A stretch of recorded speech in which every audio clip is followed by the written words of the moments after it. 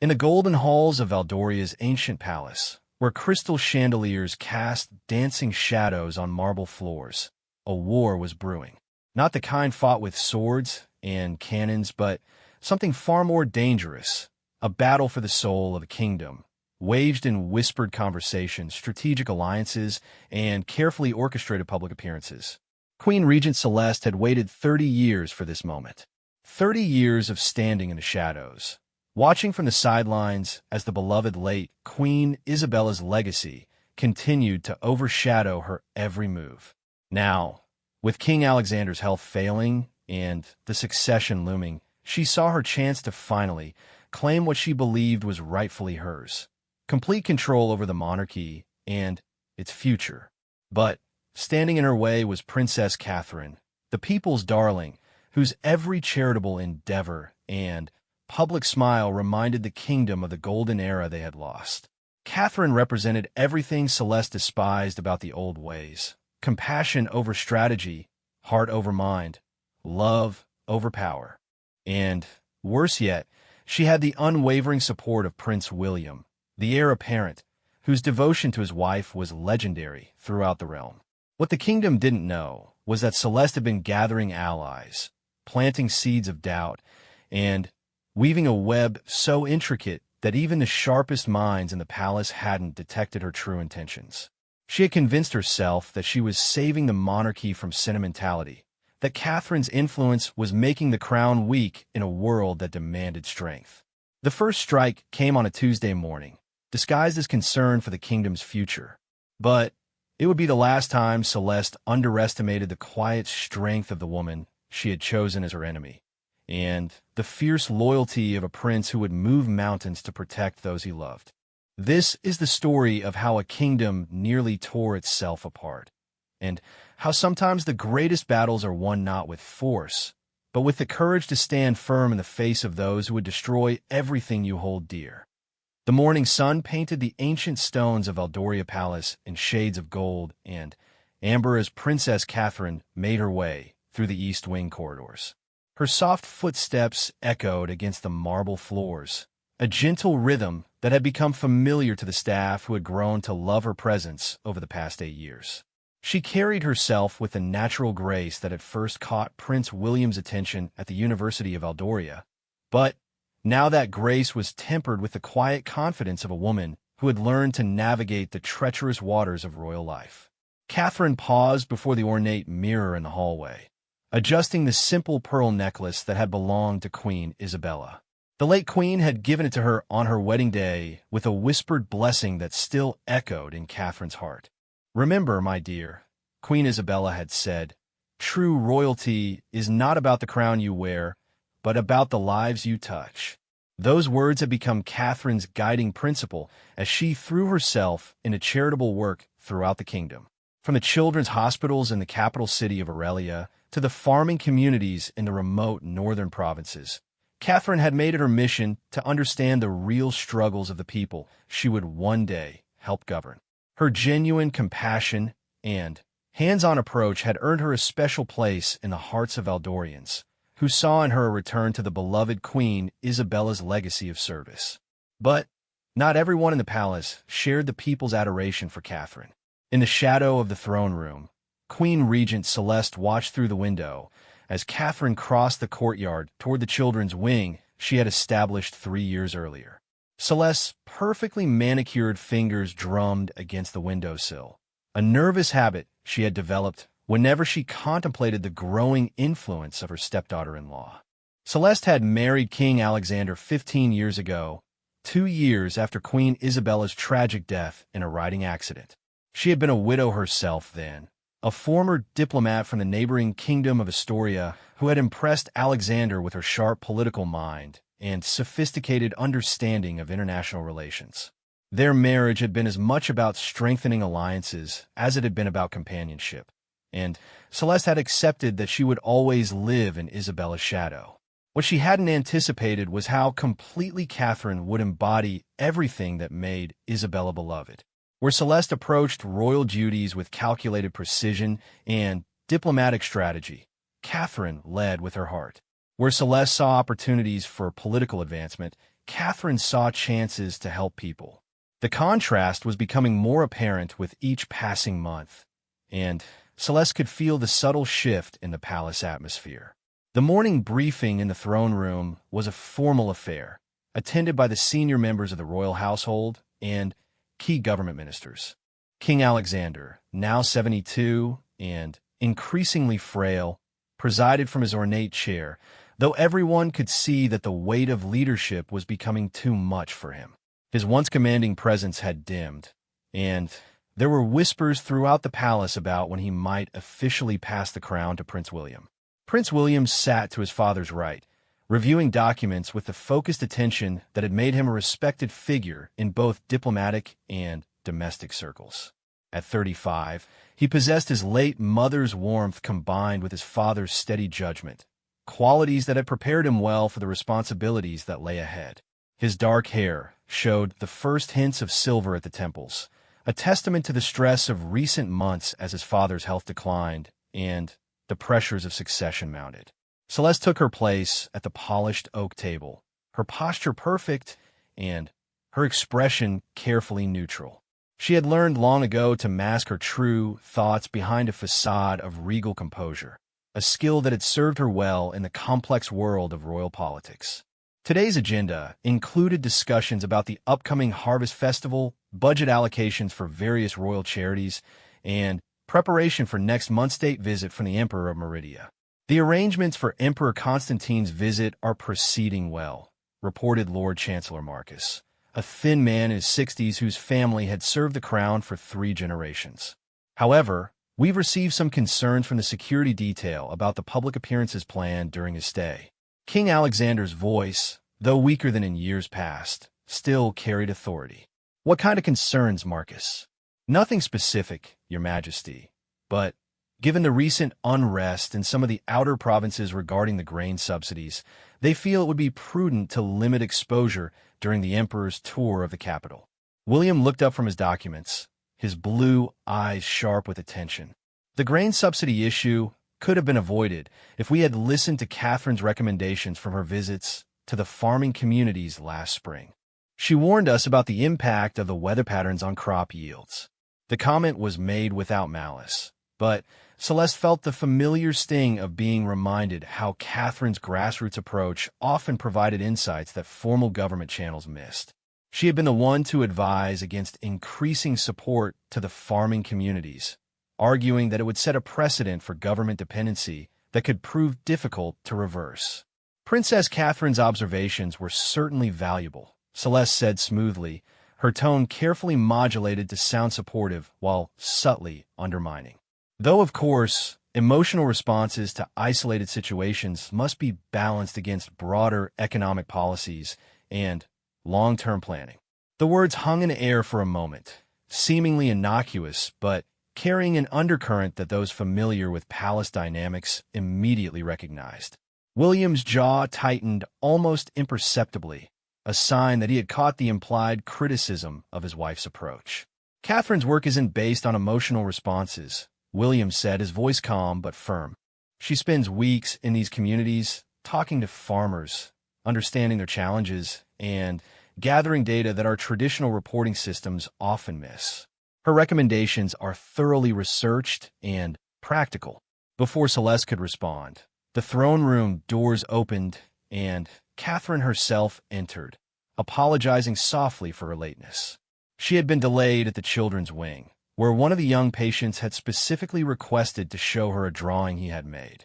Catherine never disappointed a child if she could help it, even if it meant keeping the royal council waiting. As she took her seat next to William, Catherine's presence seemed to brighten the room in a way that Celeste found increasingly irritating. The staff members straightened slightly, their expressions warmed with genuine affection for the princess who remembered their names, asked about their families, and treated them with the same courtesy she showed visiting dignitaries. "I apologize for the delay," Catherine said, accepting the briefing documents that William handed her. "Young Thomas wanted to show me his painting of the palace gardens. He's remarkably talented for an 8-year-old. King Alexander's stern expression softened, as it always did when Catherine spoke about the children in her care. How is his recovery progressing? Very well, actually. The doctors are optimistic about his surgery next month. The funds we raise during the spring gala will cover all the specialized equipment needed for the procedure. This casual mention of successful fundraising represented another point of friction for Celeste. Catherine's charity galas have become legendary events that not only raise substantial funds, but also strengthen relationships between the monarchy and both the nobility and the merchant classes. Foreign dignitaries specifically requested invitations to Catherine's events, recognizing them as important networking opportunities disguised as charitable functions. Lord Chancellor Marcus cleared his throat diplomatically. Speaking of charitable functions, we need to discuss the allocation of royal patronages for the coming year. Several organizations have submitted requests, and we must determine which ones align with the Crown's strategic priorities. Celeste saw her opening. For months, she had been developing a plan to gradually reduce Catherine's influence by redirecting charitable patronages toward organizations that aligned more closely with her own political vision. Rather than the grassroots, people-focused charities that Catherine favored, Celeste preferred supporting institutions that enhanced Valdoria's international prestige and diplomatic relationships. I've reviewed the submissions carefully, Celeste said, producing a folder of documents from her leather portfolio. I believe we should prioritize organizations that strengthen our international standing and demonstrate Valdoria's commitment to modern, progressive leadership. The Global Economic Development Institute, for instance, would provide excellent opportunities for diplomatic engagement. Catherine glanced at the list, her brow furrowing slightly as she recognized the subtle shift away from domestic social causes toward more abstract international organizations. These are certainly worthy institutions, she said diplomatically. But I noticed there's no mention of renewing support for the Rural Healthcare Initiative or the Children's Education Foundation. Both have shown remarkable results this year. While those programs have certainly achieved some positive outcomes, Celeste replied, her tone suggesting patient explanation to someone who might not fully understand the complexities involved. We must consider whether our resources might be more effectively utilized in ways that enhance Valdoria's global influence. The Rural Healthcare Initiative, for instance, primarily serves internal populations, whereas supporting international development organizations demonstrates our commitment to global leadership. The philosophical difference was clear to everyone in the room. Catherine believed that a strong monarchy must first serve its own people effectively before it could claim moral authority to influence international affairs. Celeste, drawing on her background in diplomacy, believed that international prestige and influence were the primary sources of a modern monarchy's power and relevance. William sensed the underlying tension and attempted to bridge the gap. Perhaps we could maintain support for our most successful domestic programs while also exploring some new international partnerships. There's no reason we can't do both. But Celeste had no intention of compromising. She had spent too many years watching Catherine's star rise while her own influence seemed to diminish. Every successful charitable project, every positive news story, every moment when Catherine's natural warmth won over another skeptical observer was another reminder of how completely the younger woman had captured the role that Celeste had never quite managed to claim. Resource allocation requires difficult choices, Celeste said, her voice taking on a slightly sharper edge. We cannot simply support every worthy cause without strategic consideration. A modern monarchy must demonstrate fiscal responsibility and clear priorities. The implication that Catherine's approach lacked these qualities was unmistakable, and William's protective instincts flared. He had watched his wife pour her heart and soul into her work, studying policy documents late into the night, visiting communities in all weather conditions, and working tirelessly to understand the complex challenges facing their people. Catherine's programs have consistently demonstrated both fiscal responsibility and clear results, Williams said, his voice carrying a warning that those familiar with palace politics immediately recognized. The Rural Healthcare Initiative has actually saved the kingdom money by preventing more expensive emergency interventions, and The Children's Education Foundation has improved literacy rates in underserved areas by 12% in just 2 years. The numbers were impressive and well documented, making it difficult for Celeste to argue against them without appearing to dismiss genuine achievements. But she had not spent 15 years in royal politics without learning how to pivot when direct confrontation proved unwise. Of course, the programs have shown positive results, Celeste conceded gracefully. My concern is whether maintaining an exclusively domestic focus sends the right message about Valdoria's role in the modern world. Other monarchies are embracing global leadership opportunities that we seem to be overlooking. It was a sophisticated argument that reframed Catherine's successful domestic work as somehow provincial or short-sighted. King Alexander, whose energy was increasingly limited, seemed uncomfortable with the growing tension, but uncertain how to resolve it. The competing visions represented by his wife and his daughter-in-law reflected broader questions about the monarchy's direction that he had been reluctant to address directly. Catherine, recognizing that the discussion was becoming more confrontational than productive, attempted to defuse the situation. Perhaps we could schedule a separate meeting to discuss the patronage allocations in more detail. I'd appreciate the opportunity to review all the options and understand the strategic considerations more fully. But Celeste was not ready to let the moment pass. She had been building toward this conversation for months, carefully laying groundwork and positioning herself for a more decisive intervention in the monarchy's direction. Catherine's gracious attempt to postpone the discussion only reinforced Celeste's belief that the younger woman lacked the steel necessary for true leadership. I think it's important that we address these questions now, Celeste said firmly. The Emperor of Meridia's visit provides an excellent opportunity to announce our new international focus, and we need to have our priorities clearly established beforehand. The suggestion that major policy changes should be announced during a state visit without thorough consultation was troubling to both William and his father. Such announcements carried significant diplomatic weight and could affect relationships with other nations if not carefully coordinated. Any major policy announcements should be thoroughly discussed with the full council, King Alexander said, his voice carrying a note of concern.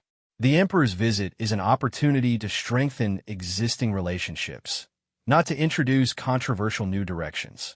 Celeste realized she had pushed too hard too quickly, but rather than backing down, she decided to make her underlying concerns explicit. I'm not suggesting anything controversial, Your Majesty. I'm simply proposing that we present Valdoria as a modern, globally minded monarchy rather than one that appears inwardly focused and resistant to change. The words seemed reasonable on the surface, but their implication was clear to everyone present. Celeste was characterizing Catherine's domestic focus as backward-looking and suggesting that the monarchy's current direction might appear outdated to international observers.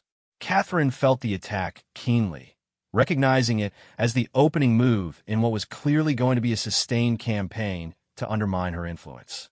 But rather than responding defensively, she drew on the inner strength that had helped her navigate 8 years of royal life. I believe, Catherine said quietly, that a monarchy's greatest strength comes from the trust and support of its own people. International respect follows naturally when other nations see that we govern with wisdom, compassion, and genuine concern for those we serve. The response was elegant and principled, but it also drew the battle lines clearly. Two competing visions of monarchy were now explicitly on the table, represented by two strong-willed women who had very different ideas about power, responsibility, and the crown's proper role. As the meeting concluded with various administrative matters, the underlying tension remained palpable. Lord Chancellor Marcus and the other officials exchanged subtle glances, recognizing that they had witnessed something significant. The respectful disagreement between the Queen Regent and the Princess had revealed fundamental philosophical differences that could no longer be ignored or diplomatically glossed over. After the others had left, William lingered with Catherine and his father, sensing that the morning's discussion had marked a turning point in palace dynamics. The easy cooperation that had characterized royal decision-making for the past several years was clearly at an end. King Alexander looked tired in a way that went beyond physical exhaustion. The burden of mediating between competing visions for his kingdom's future was taking its toll on a man who had hoped to gradually transition his responsibilities to his son without major disruption. "Catherine," he said finally, "I want you to know that your work has been invaluable to this kingdom. The people's affection for you is genuine and well-deserved." But even as he offered this reassurance, Catherine could hear the unspoken concern in his voice. The king was worried about the growing division within his own family, and she realized that the comfortable stability of her position was no longer something she could take for granted. The first move had been made, and Catherine understood with crystal clarity that she was now in a fight for everything she had worked to build. The question was whether she was prepared for the battle that was coming, and whether she possessed the strategic thinking necessary to protect not just her own position, but the vision of service and compassion that she believed the monarchy needed to embrace. As she walked back through the palace corridors, Catherine's mind was already working, analyzing what had just occurred and considering how to respond.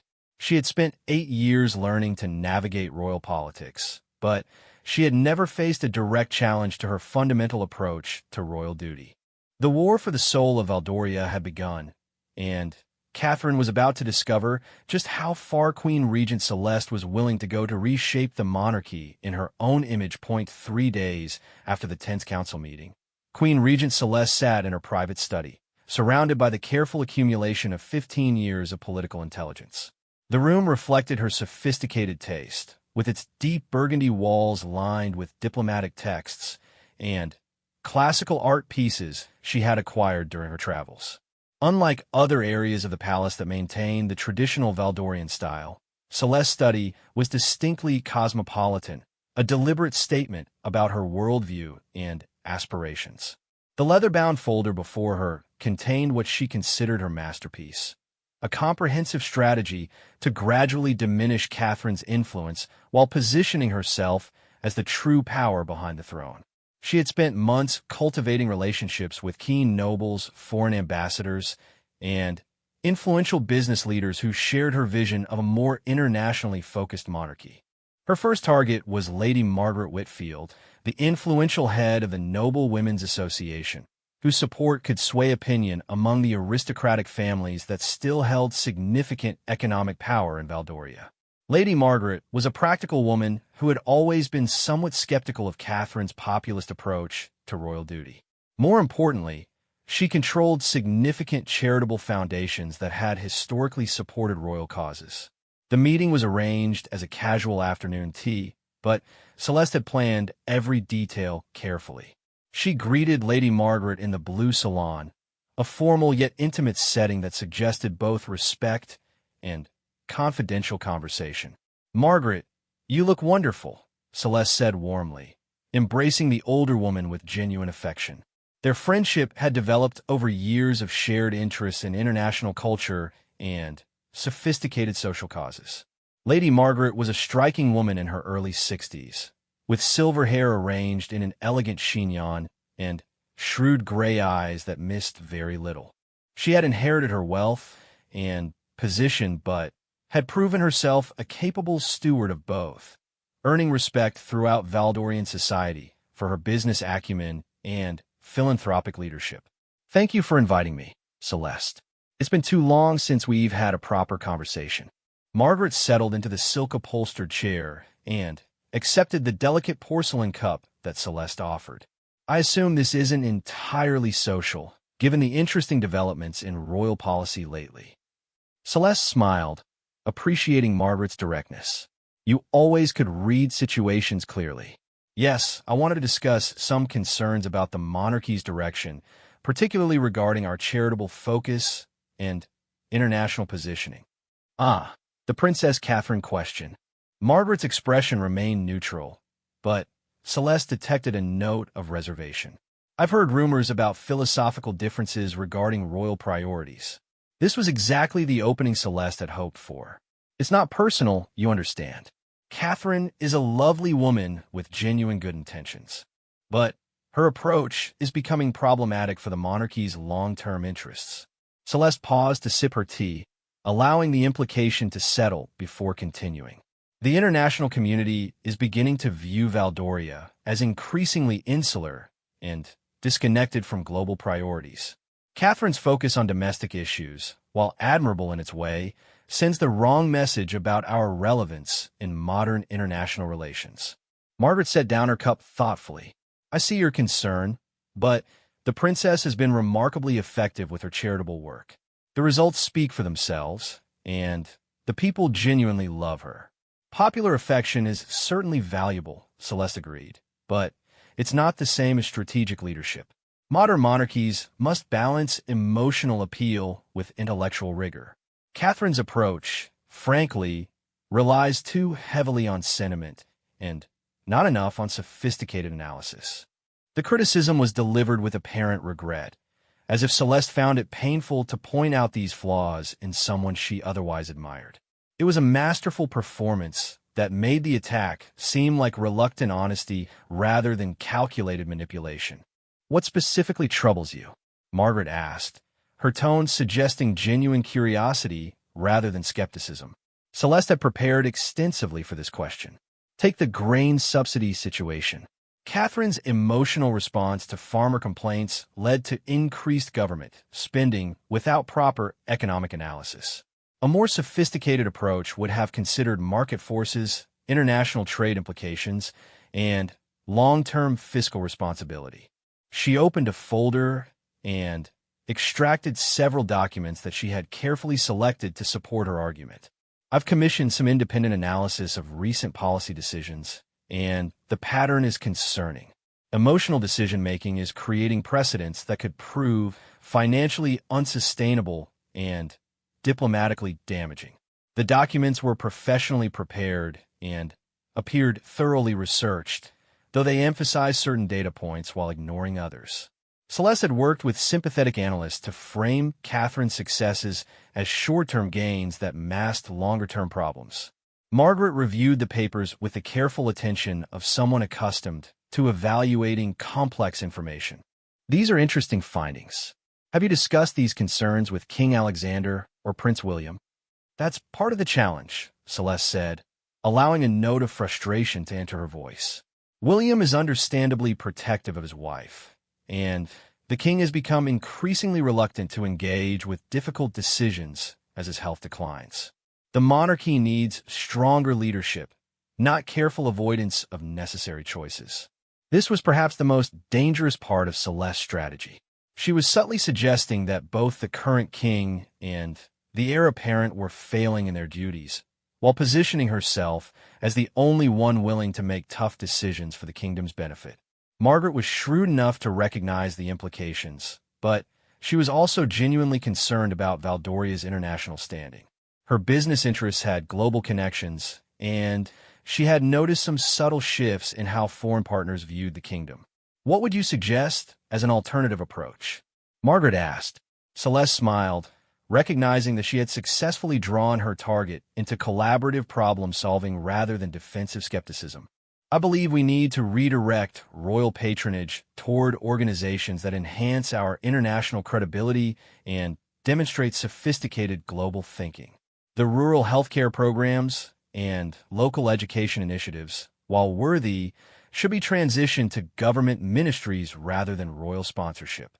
The suggestion was presented as administrative efficiency rather than political maneuvering, but its effect would be to remove Catherine from direct involvement with the causes that had made her beloved among common citizens. Meanwhile, Celeste continued, "Royal energy should focus on global leadership initiatives, international development programs, and diplomatic cultural exchanges that position Valdoria as a modern, forward-thinking nation rather than one primarily concerned with internal welfare issues." Margaret nodded slowly, seeing the logic in the argument even as she recognized its political implications. It would certainly change the monarchy's public image significantly. "Change is necessary," Celeste said firmly. "The world is becoming increasingly interconnected, and monarchies that fail to adapt become irrelevant. Look at other royal houses that have successfully modernized their approach to remain influential in contemporary international relations. The conversation continued for another hour, with Celeste carefully presenting her vision while encouraging Margaret to see herself as a crucial partner in implementing necessary reforms. By the time Lady Margaret departed, she had agreed to quietly assess opinion among her network of influential women regarding potential changes in royal charitable focus. The next phase of Celeste's strategy targeted the international diplomatic community. Ambassador Henri Dubois from the neighboring Republic of Astoria had been a valuable ally during her years as a diplomat before her marriage to King Alexander. Henri was a sophisticated political operator who understood the subtle ways that royal influence could affect international relationships. Their meeting took place during a private dinner at the ambassador's residence, officially a social occasion, but actually a carefully orchestrated political discussion. Henri was a man in his 50s with the polished manner and sharp intelligence that characterize successful career diplomats. "Celeste, you're looking remarkably well," Henri said as they settled in his elegantly appointed dining room. "Royal life clearly agrees with you, though I imagine it presents unique challenges." "It does indeed," Celeste replied, accepting the glass of excellent wine that Henri offered. "In fact, I wanted to discuss some of those challenges with you, particularly regarding Valdoria's international relationships." Henry's expression became more focused, recognizing the transition from social pleasantries to serious conversation. "I've noticed some interesting developments in royal policy lately. The increased focus on domestic issues has been quite pronounced." "That's exactly what concerns me," Celeste said. "Princess Catherine's influence has pushed the monarchy toward an increasingly insular approach that may be affecting how other nations perceive Valdoria's relevance in regional and global affairs." She paused to allow Henri to consider the implications before continuing. "I've heard subtle comments from other ambassadors suggesting that Valdoria appears to be withdrawing from international leadership roles in favor of internal social programs." This was partially true, though Celeste was deliberately amplifying minor observations into major concerns. Some foreign diplomats had indeed noted Valdoria's increased domestic focus, but most viewed it as admirable rather than problematic. Henri sipped his wine thoughtfully. "International perception can certainly affect diplomatic relationships, though I must say that Princess Catherine's charitable work has generally been viewed quite positively in international circles." "Oh, absolutely," Celeste agreed quickly. "No one questions her personal sincerity or the immediate positive effects of her programs. The concern is more strategic. When royal energy is primarily directed toward local issues, it sends a message about national priorities that may not serve our long-term interests." She leaned forward slightly, her voice taking on a confidential tone. "Between us, Henri, I worry that we're developing a reputation for being a small, internally focused kingdom rather than a sophisticated regional leader capable of contributing to major international initiatives." Henri understood the implications immediately. International influence was crucial for smaller nations like Valdoria, which needed to maintain relevance through strategic partnerships and diplomatic leadership rather than economic or military power. "What kind of strategic refocusing are you considering?" Henri asked. Celeste had prepared extensively for this question, developing a comprehensive vision that would appeal to diplomatic professionals while advancing her personal political objectives. "I envision Valdoria becoming a leader in international development cooperation, cultural diplomacy, and regional economic coordination," she explained. "Rather than focusing primarily on internal welfare programs, the monarchy could sponsor global initiatives that demonstrate our commitment to sophisticated international problem-solving." The vision was impressive and professionally appealing, though it would fundamentally change the monarchy's relationship with its own citizens. Catherine's grassroots approach had created deep emotional bonds between the royal family and the people, but Celeste's international focus would necessarily be more abstract and removed from daily life. Henri nodded approvingly. Such an approach would certainly enhance Valdoria's diplomatic standing. Other regional powers would view the kingdom as a more serious partner in complex international initiatives. "Exactly," Celeste said, feeling the satisfaction of successful persuasion. The question is how to implement this transition while maintaining internal stability and avoiding the appearance of abandoning domestic responsibilities entirely. The conversation evolved into a detailed discussion of potential international partnerships and diplomatic opportunities that could showcase Valdoria's regional leadership capabilities. Henri offered to facilitate introductions with key figures in international development organizations, while Celeste promised to explore royal patronage opportunities that would align with global rather than purely local priorities. Meanwhile, Catherine was developing her own understanding of the political currents swirling around her. The morning after Celeste's meeting with Ambassador Dubois, Catherine was visiting the Children's Hospital in Aurelia when Dr. Sarah Chun, the chief pediatrician, mentioned an unexpected conversation. "Your Royal Highness, I had an interesting call yesterday from Lady Whitfield's office," Dr. Chin said as they reviewed the progress of young patients in the specialized ward that Catherine had helped fund. They were asking detailed questions about our funding structure and long-term sustainability. Catherine felt a chill of recognition, though she kept her expression neutral. "What kind of questions specifically?" "Whether the program could transition to full government funding, how dependent we are on royal patronage for operations, that sort of thing." It seemed like someone was conducting a feasibility study for major changes in charitable structure. The implication was clear to Catherine. Someone was systematically evaluating her charitable programs with an eye toward removing royal involvement. Combined with the previous week's council meeting, it suggested a coordinated effort to undermine her influence. That afternoon, Catherine scheduled a private meeting with Lord Chancellor Marcus, one of the few senior palace officials she trusted to provide honest assessment of political situations without diplomatic evasion. Marcus was a thoughtful man who had served 3 monarchs with distinction. His loyalty was to the institution of monarchy rather than any individual, which made his perspective valuable even when it was uncomfortable. "Marcus, I need your frank assessment of the current political climate within the palace," Catherine said as they met in his book-lined office. "I sense undercurrents that I may not be fully understanding." The Lord Chancellor regarded her carefully, recognizing that this conversation would require delicate navigation between competing loyalties and conflicting interests. "Your Royal Highness, there are indeed some tensions developing around questions of royal priorities and strategic direction," Marcus said diplomatically. "Different perspectives on the monarchy's proper role are becoming more pronounced."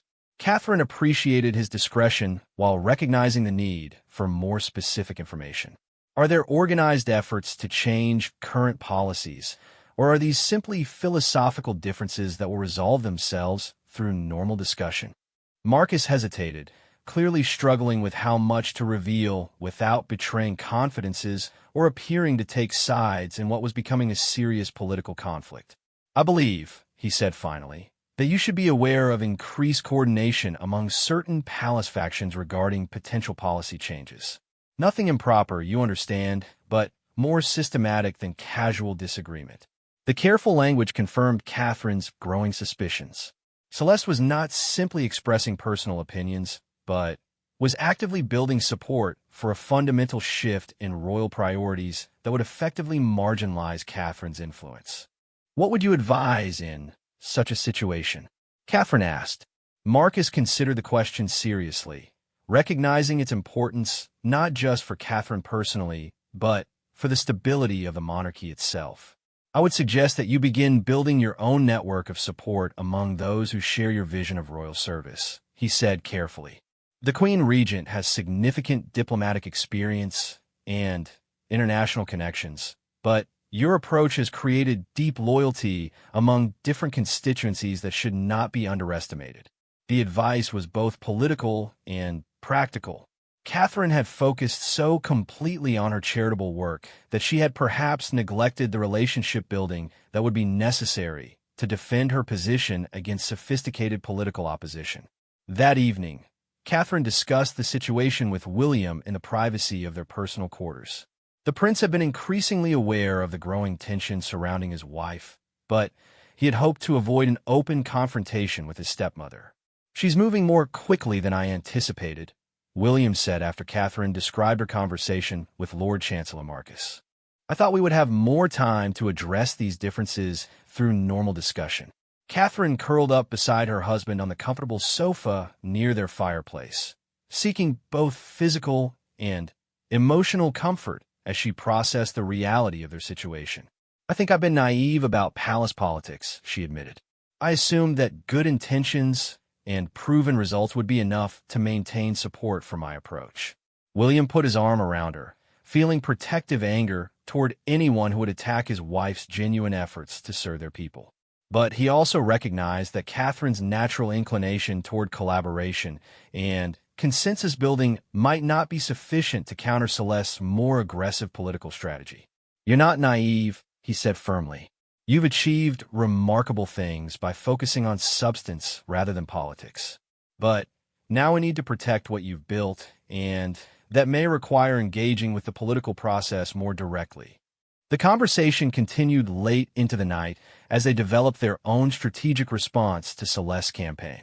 William's position as heir apparent gave him certain advantages, but he was reluctant to force a confrontation that could destabilize the monarchy during his father's declining health. Catherine, meanwhile, was discovering that she possessed a strategic intelligence that she had never needed to fully deploy.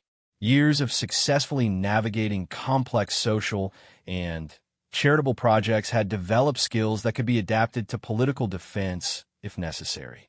The next morning brought news that crystallized the emerging conflict. Ambassador Du Bois had officially requested a meeting with King Alexander to discuss potential royal participation in a new international development initiative. The request specifically mentioned the need for sophisticated global leadership and modern diplomatic engagement that suggested Celeste's influence on the proposal. More troubling was a second message from Lady Whitfield's office, formally requesting a meeting with senior palace officials to discuss optimization of charitable resource allocation and strategic realignment of royal patronage priorities. The language was professional and seemingly reasonable, but Catherine recognized it as the opening moves in a systematic campaign to restructure her entire sphere of influence. The battle for the soul of the monarchy was no longer a matter of philosophical disagreement, but had become a direct challenge to everything she had worked to build. As she prepared for what was clearly going to be an intensive period of political maneuvering, Catherine drew strength from the memory of Queen Isabella's words about true royalty being measured by lives touched rather than crowns worn. She had touched many lives, and now it was time to discover whether those connections would provide the support she needed to survive the most serious challenge of her royal career. The war was escalating, and Catherine was about to learn whether compassion and service were strong enough weapons to defeat ambition and calculation in the brutal world of palace politics. The formal meeting called by Lady Whitfield took place in the palace's conference room, a space typically reserved for serious governmental discussions rather than charitable planning. The location choice itself sent a message about the gravity of what was being proposed. Catherine arrived early, determined to understand exactly what forces were arraying against her. Lady Whitfield had brought 3 influential allies: Lord Robert Ashford, whose shipping empire gave him significant economic leverage; Mrs. Eleanor Fitzgerald, who controlled several major charitable foundations; and, surprisingly, Duke Edmund Harrington, whose family had been close to the royal house for generations. Celeste entered precisely on time, accompanied by Ambassador Du Bois and a distinguished-looking woman Catherine didn't immediately recognize. The Queen Regent carried herself with the confident bearing of someone who believed the meeting's outcome was already determined. "Thank you all for attending," Lady Whitfield began, her tone suggesting this was a routine administrative gathering rather than a potential restructuring of royal charitable work. "We've asked for this meeting to discuss some exciting opportunities for enhancing Valdoria's charitable impact through strategic international partnerships." The euphemistic language didn't disguise the meeting's true purpose, but it provided a diplomatic framework for what everyone understood to be a direct challenge to Catherine's approach. Lord Robert Ashford, a practical businessman in his 50s whose wealth had given him considerable influence in palace circles, opened the substantive discussion. "Princess Catherine, We all admire the tremendous work you've accomplished with domestic charitable programs. The results have been genuinely impressive. Catherine recognized the setup immediately. Praise before criticism was a classic negotiation tactic designed to make subsequent attacks seem more reasonable. However, Ashford continued, "We're concerned that Valdoria may be missing opportunities for greater impact through international collaboration. The problems we're addressing locally exist globally, and coordinated international responses could potentially help far more people than our current approach." It was a sophisticated argument that reframed Catherine's successful domestic focus as somehow limited or selfish. The suggestion that her work was helping fewer people than it should was particularly clever, since it used her own compassionate motivations against her. Mrs. Eleanor Fitzgerald, a sharp-featured woman whose foundations had historically supported Catherine's projects, took up the argument. The international development community has made remarkable advances in coordinating charitable efforts across national boundaries. Valdoria could become a leader in these initiatives rather than maintaining our relatively isolated domestic focus. Catherine listened carefully, recognizing that these weren't random criticisms, but carefully coordinated talking points designed to present a unified alternative vision. Someone had spent considerable time coaching these influential figures on how to present their arguments. Duke Edmund's participation was particularly troubling because his family's long loyalty to the crown gave his words special weight. "Your Royal Highness, my family has served the monarchy for 4 generations, and we've seen how international relationships can strengthen or weaken a kingdom's position. The current approach, while admirable domestically, may be inadvertently isolating Valdoria from important global networks." The argument was becoming clearer. Catherine's critics weren't attacking her charitable work directly, but were suggesting that it was strategically harmful to the kingdom's broader interests. It was a much more sophisticated attack than simple policy disagreement. Celeste finally spoke, her voice carrying the authority of someone presenting a carefully developed alternative vision. "What we're proposing is an evolution of the excellent foundation that Princess Catherine has built. Rather than abandoning her achievements, we want to scale them up to international significance." She gestured to the unknown woman beside her. "I'd like you to meet Dr. Maria Santos, Director of the Global Health Initiative. She's here to discuss partnership opportunities that could transform Valdoria's charitable work into a model for international cooperation." Dr. Santos was an impressive figure whose credentials immediately commanded respect. She spoke with passionate authority about global health challenges and the potential for royal leadership in international development initiatives. Princess Catherine's work with children's healthcare has already attracted international attention, Dr. Santos explained. "We believe Valdoria could become the focal point for a new model of royal-sponsored global health programs that would serve children in dozens of countries." The proposal was professionally compelling and emotionally appealing, but Catherine recognized its political implications. International programs would require different skills, different relationships, and different priorities than her current work. Most importantly, they would place her in Celeste's sphere of international diplomatic expertise rather than her own strength in grassroots community building.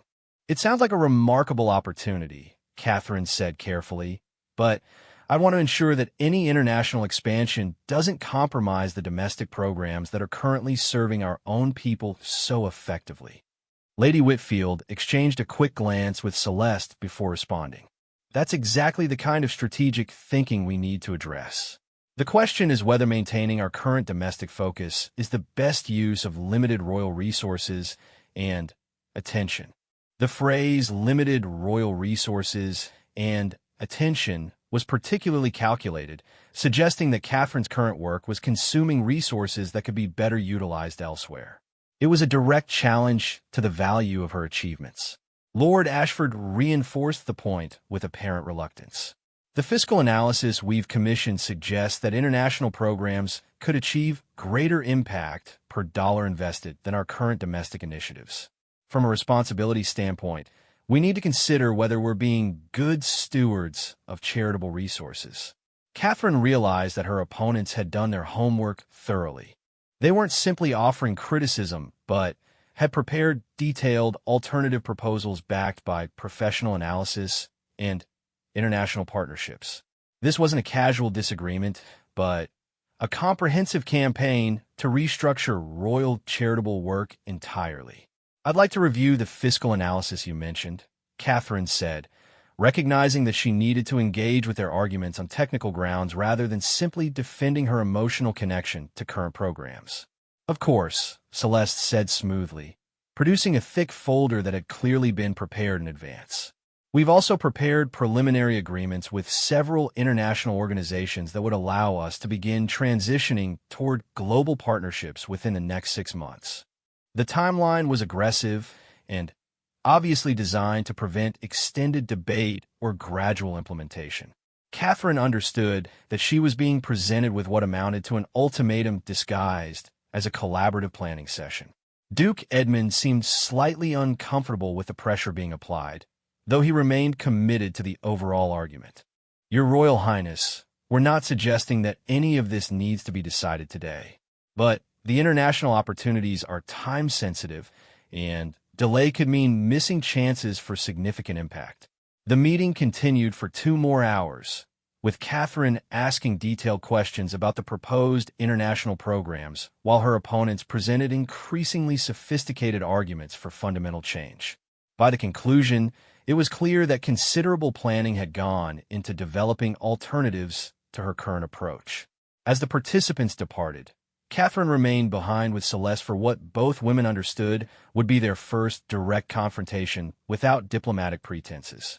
"This is impressive planning," Catherine said, gesturing to the documents that had been presented. "You've obviously invested significant time in developing these proposals."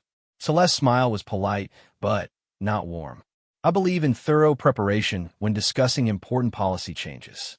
The monarchy's charitable work affects too many people to be approached casually."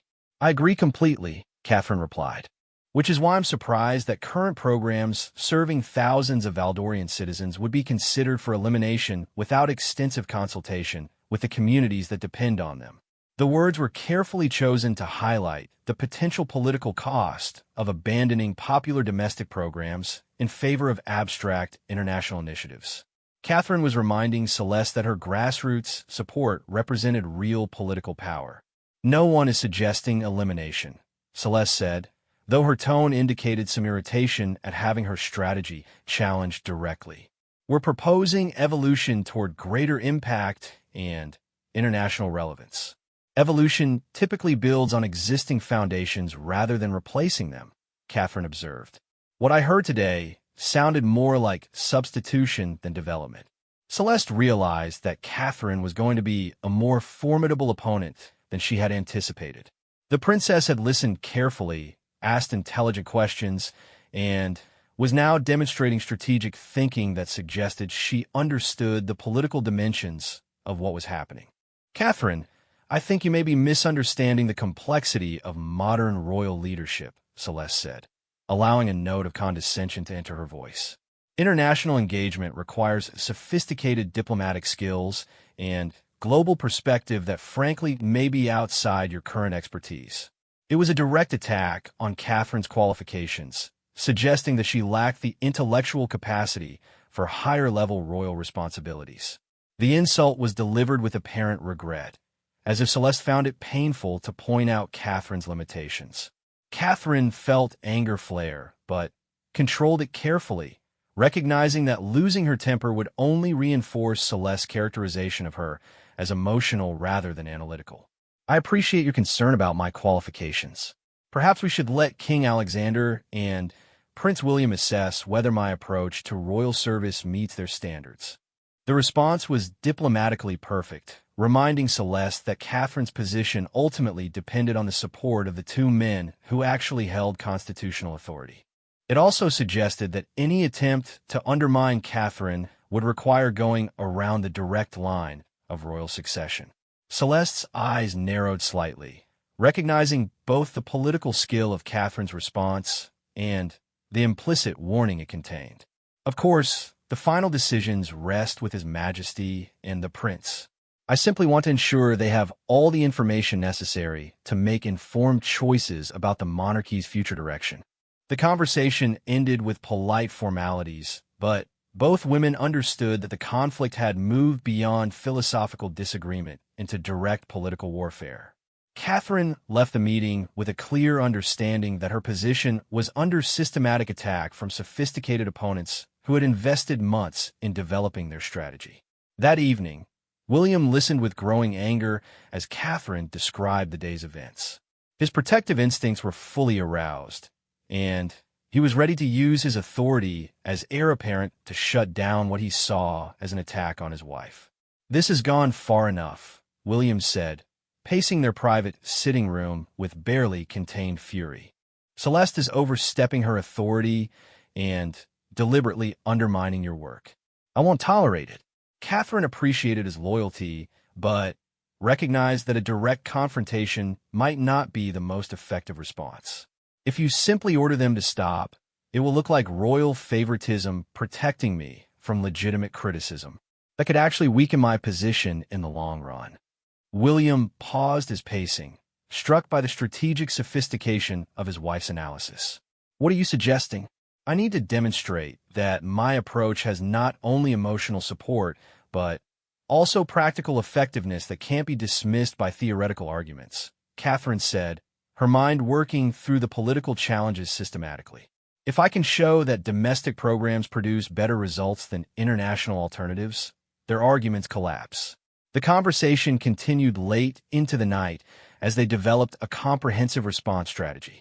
Catherine would request her own independent analysis of charitable program effectiveness, engage with the international community on her own terms, and build a coalition of support that could counter Celeste's influence. Meanwhile, Celeste was meeting with her own allies to assess the day's progress.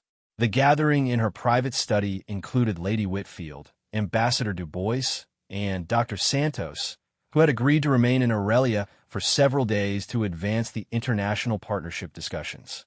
"She's more politically sophisticated than I expected," Celeste admitted with grudging respect.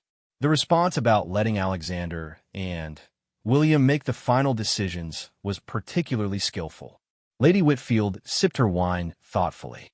"It suggests that any successful strategy will need to either gain their explicit support or present them with circumstances that make your approach appear to be the only viable option." Ambassador Du Bois nodded in agreement. "Political pressure works best when it appears to come from external necessity rather than internal preference. If we can demonstrate that international partnerships are essential for maintaining Valdoria's diplomatic relationships, personal preferences become less relevant." Dr. Santos, who had been quietly observing the political maneuvering, spoke up with some concern. "I hope we're not losing sight of the actual charitable work in all this strategic planning. Whether programs are domestic or international, the goal should be helping people effectively." Her comment created a moment of uncomfortable silence as the political operatives remembered that real humanitarian issues were involved in their power struggle. Celeste recovered first, recognizing the need to maintain moral authority for her position. "You're absolutely right, Maria. That's exactly why we need to ensure that charitable resources are being used as effectively as possible, regardless of personal preferences or political considerations." The framing was skillful, positioning Celeste's approach as objective concern for charitable effectiveness rather than personal political ambition. But Dr. Santos continued to look troubled by the emphasis on strategy over substance. The meeting concluded with assignments for each participant to advance different aspects of the campaign. Lady Whitfield would continue cultivating aristocratic support. Ambassador Du Bois would develop international pressure through diplomatic channels, and Dr. Santos would refine the technical arguments for global program effectiveness. Celeste, meanwhile, would focus on the most delicate part of her strategy, gradually convincing King Alexander that fundamental changes in royal charitable focus were necessary for the monarchy's long-term stability. The aging king's declining energy made him increasingly susceptible to arguments about reducing complexity and focusing royal attention on fewer, more manageable priorities. As both camps prepared for the next phase of their conflict, the stakes were becoming clear to everyone involved. This wasn't simply a disagreement about charitable priorities, but a fundamental struggle over the monarchy's identity and Catherine's role in its future. The battle lines were drawn, the strategies were developing, and the kingdom's most influential figures were being forced to choose sides in a conflict that would determine not just Catherine's personal position, but the direction of Valdorian royal leadership for generations to come. Catherine spent the following morning walking through the palace gardens, seeking clarity about the challenges ahead. The autumn air was crisp and clean, helping her think through the complex political situation she was facing. She paused beside the memorial fountain that had been built to honor Queen Isabella, reading again the inscription that had guided her royal service. True nobility lies not in being superior to another, but in being superior to your former self. The words reminded her that this conflict was ultimately about more than personal position or political victory. It was about the kind of monarchy Valdoria would become and whether service to the people would remain at the heart of royal purpose. As she watched the fountain's gentle spray catch the morning sunlight, Catherine made a decision that would determine the course of the battle ahead. She would not simply defend her current position, but would demonstrate so convincingly the effectiveness of her approach that any alternative would appear inferior by comparison. The war was about to enter its most intensive phase, and Catherine was finally ready to fight with the full force of her intelligence, her experience, and her unshakable commitment to the people she served. That Catherine's counteroffensive began with a move that surprised everyone, including her own allies. Rather than defending her current programs, she announced that she was commissioning an independent international study to compare the effectiveness of domestic versus global charitable approaches. The announcement came during her weekly visit to the Children's Hospital, surrounded by young patients whose lives had been transformed by her initiatives. We want to ensure that royal charitable work achieves the maximum possible positive impact, Catherine told the gathered media representatives. If international partnerships can help more children like these wonderful patients, then we owe it to them to explore every option thoroughly. The statement was strategically brilliant because it positioned Catherine as someone willing to consider change based on evidence rather than emotion, while highlighting the tangible results of her current work. The children around her provided powerful visual evidence of program effectiveness that would be difficult for critics to dismiss. More importantly, by commissioning her own independent analysis, Catherine was seizing control of the evaluation process rather than simply responding to studies commissioned by her opponents. She had learned from Celeste's tactical manual and was now applying sophisticated political strategy to advance her own position. The international study would be conducted by the Humanitarian Effectiveness Institute, a respected Swiss organization known for rigorous, unbiased analysis of charitable program impacts. Catherine had chosen them specifically because their methodology would evaluate real-world results rather than theoretical projections. Dr. James Morrison, the Institute's director, arrived in Aurelia 3 days later to begin comprehensive evaluation of Catherine's programs. He was a soft-spoken man in his 60s whose academic credentials and practical experience in international development made his eventual conclusions virtually unassailable. Princess Catherine, I must say that the scope and sophistication of your programs are quite remarkable, Dr. Morrison observed as Catherine personally guided him through the children's hospital facilities. The integration between healthcare, education, and family support services shows a level of strategic thinking that's rare in charitable work. Catherine felt a surge of vindication, but she maintained diplomatic neutrality. I'm more interested in your objective assessment than in validation of current approaches. These children deserve the most effective help possible, regardless of where it comes from. Meanwhile, Celeste was dealing with an unexpected complication.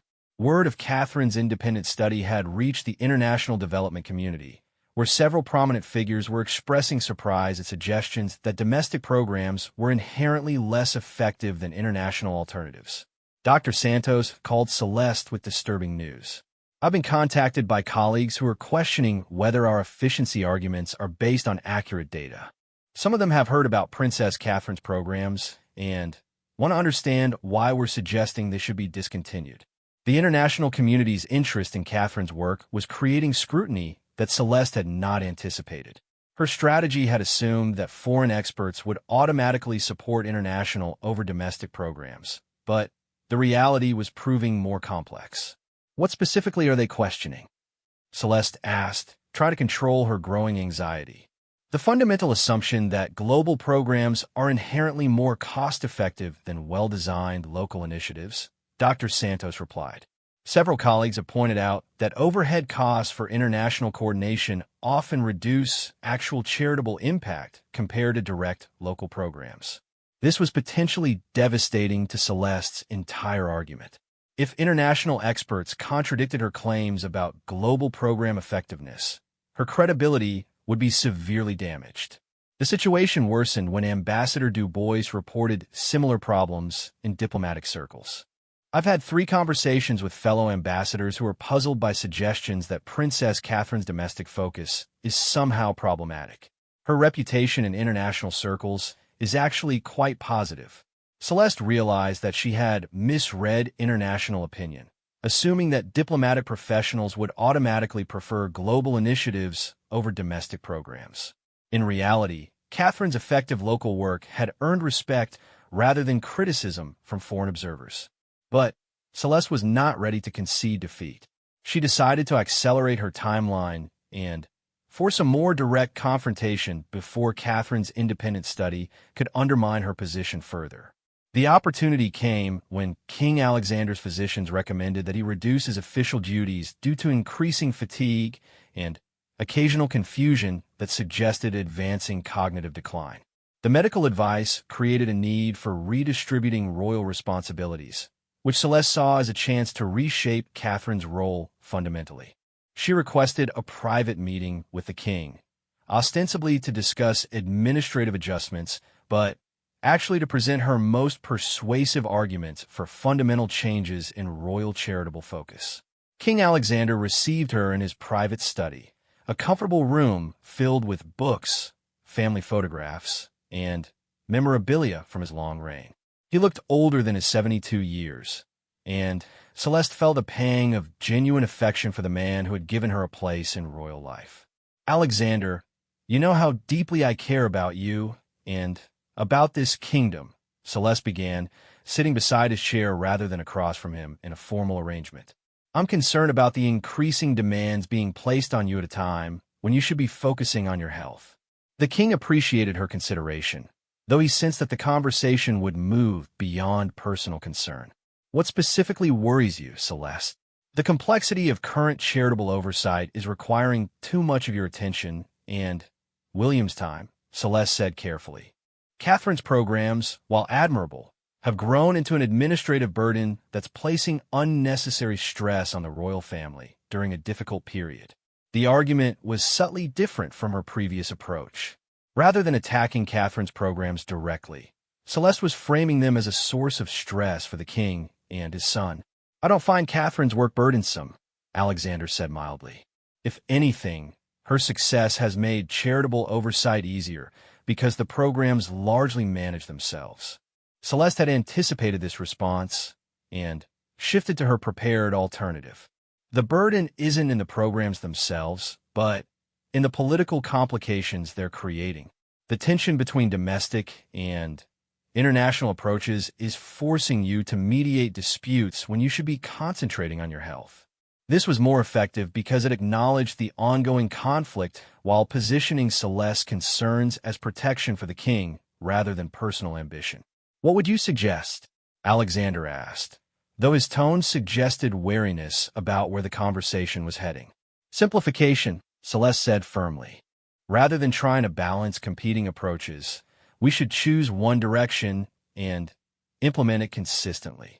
The international partnerships offer a way to maintain charitable impact while reducing administrative complexity and political friction. The proposal sounded reasonable when framed as stress reduction for an aging king, but Alexander was experienced enough to recognize the political implications. Celeste, I appreciate your concern for my well-being, but I won't approve fundamental changes to Catherine's work simply to reduce administrative complexity. Her programs are too important and too successful to sacrifice for administrative convenience. The king's rejection was polite, but firm, and Celeste realized that direct persuasion was not going to be sufficient. She needed to create circumstances that would make her approach appear necessary, rather than simply preferable. Over the following week, Celeste orchestrated a series of developments designed to demonstrate that Catherine's domestic focus was creating practical problems for the monarchy. Working through her network of allies, she arranged for several charitable organizations to request meetings about coordination challenges and strategic alignment issues. The requests were carefully crafted to suggest that Catherine's programs were creating confusion and competition within the charitable sector, requiring royal intervention to resolve conflicts. The meetings were scheduled close together to create an impression of mounting administrative burden. Catherine recognized the manufacture crisis for what it was, but decided to address each concern seriously rather than dismissing them as political manipulation. She spent several days meeting with charitable organization leaders, working through their supposed concerns with characteristic patience and thoroughness. What emerged from these meetings was illuminating.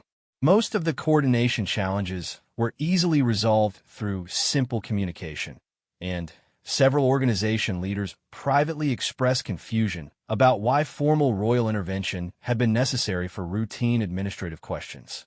Dr. Rebecca Walsh, director of the Rural Healthcare Initiative, was particularly direct. "Your Royal Highness, I must say that this meeting seems unnecessary. We've had excellent coordination with your office for 3 years.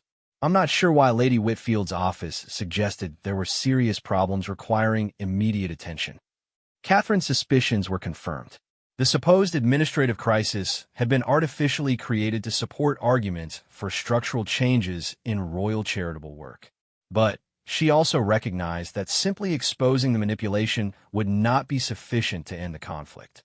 Celeste had invested too much political capital to retreat easily, and would likely escalate further if her current strategy failed. The decisive moment came when Dr. Morrison completed his independent analysis and requested a meeting to present his findings. Both Catherine and Celeste attended, along with King Alexander, Prince William, and senior palace officials. Dr. Morrison's presentation was thorough, professional, and devastating to Celeste's arguments.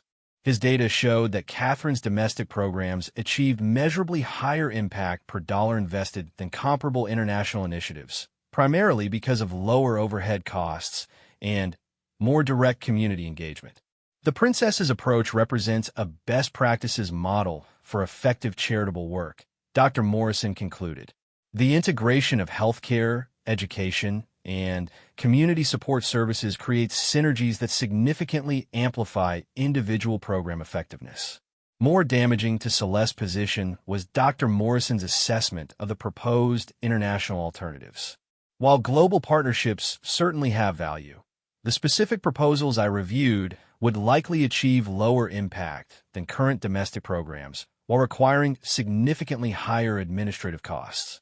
The independent analysis had not only validated Catherine's approach, but had exposed the weaknesses in the alternatives that Celeste's allies had been promoting. King Alexander looked directly at Celeste as Dr. Morrison finished his presentation. It appears that Catherine's programs are not only successful, but represent optimal use of charitable resources. I see no reason to consider fundamental changes to such effective work. Celeste felt the ground shifting beneath her political strategy, but she made one final attempt to salvage her position. "Your Majesty, effectiveness is certainly important, but we must also consider whether domestic focus sends the right message about Valdoria's international priorities." Prince William, who had remained silent through most of the presentation, finally spoke with quiet authority. "I believe that effective service to our own people sends exactly the right message about Valdorian values and royal priorities.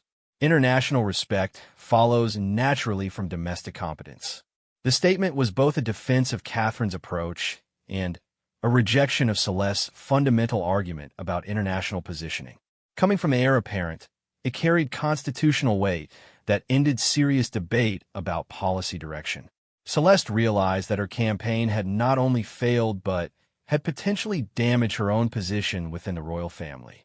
Her attempts to undermine Catherine had exposed her own willingness to prioritize personal political ambition over objective assessment of program effectiveness. In the days following Dr. Morrison's presentation, Celeste's network of allies began quietly distancing themselves from her position. Lady Whitfield called Catherine personally to apologize for any misunderstanding and to reaffirm her support for the domestic charitable programs. Lord Ashford sent a formal letter expressing continued confidence in Catherine's work and withdrawing from further discussions about international alternatives. The most significant defection came from Dr. Santos, who requested a private meeting with Catherine to discuss potential collaboration rather than competition between domestic and international programs. "Princess Catherine, I owe you an apology," Dr. Santos said as they met in Catherine's office.